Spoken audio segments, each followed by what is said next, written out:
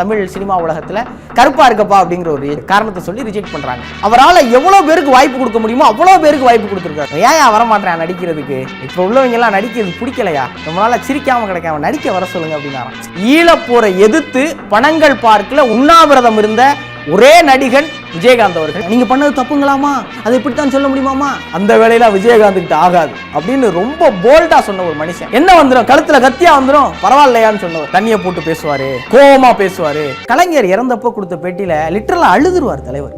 இன்னும் மேடையில கூட ஒரு அழுத சம்பவங்கள்லாம் உண்டு.